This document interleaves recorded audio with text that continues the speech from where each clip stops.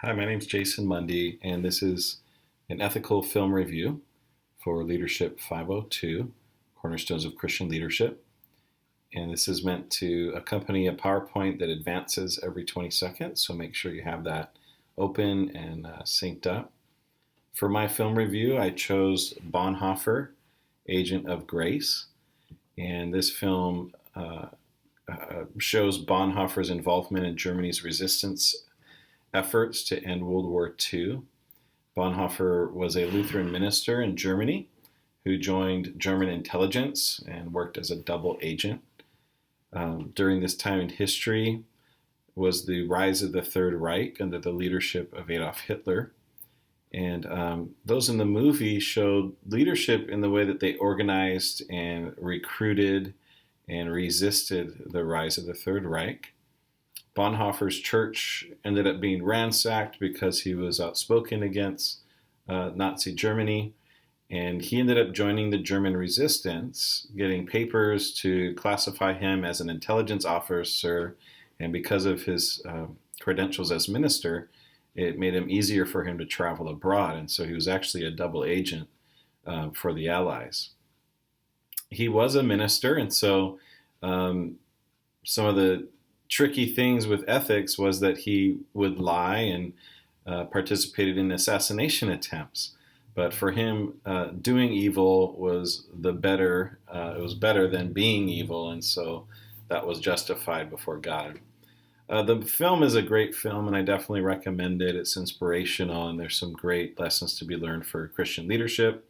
However, it's tragic, as pictured here. He was engaged to Maria von Wiedemeyer, and his arrest ended up in his execution. So very tragic. Bonhoeffer's life was one of inspiration. As a theologian, he wrote several books, and his letters have since been published. And so he's a leader that we can really look to for examples. And one thing that he showed was that as a leader, we're to stand up against evil. And he did that against the Nazi regime. And it reminds me of our text where Richard Stearns is working with efforts with victims of the Lord's Resistance Army in Uganda. And that's a picture of them there. And it's just a reminder for me that we're not to get comfortable as Christians as these injustices kind of rise up around us. Both Bonhoeffer and Stearns remind us that we're to get out of our comfort zone and minister and stand up against evil. This is a picture of Stearns as he's ministering out of his comfort zone. And really the second lesson of leadership that I'll point to is that we're to have a greater sense of calling and purpose as Christian leaders. Bonhoeffer gave up what was easy to do what was right. Stearns did the same thing.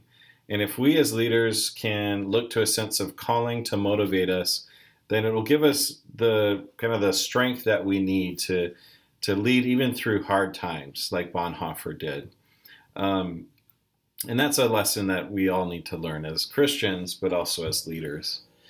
One thing that really struck me about Bonhoeffer's life is he was very talented, and he could have done just about anything. He was very smart. He earned his doctorate and continued his studies even in New York at a seminary outside of Harlem. And he came from a well-known family, and so he really could have done a lot. But instead he chose to give of his time, his talents, and his treasure to the Lord and to serving others. And Stearns recommends this as well in his book, The Hole in Our Gospel, that we're all reading. And it's just a reminder as leaders that we're to do the same. I'll also just talk about how humble Bonhoeffer was. Dietrich Bonhoeffer, again, came from a respected family in Germany. His dad was actually the premier psychiatrist for all of Germany. And he was one of 8 children. He was actually a twin. And instead of kind of using that as a position to lord over people, he instead served humbly, even to his very end, prior to his execution. This is a picture here where he's imprisoned and even ministering to those he's imprisoned next to. To me, that took, and this is where I'll end, this took a tremendous amount of courage.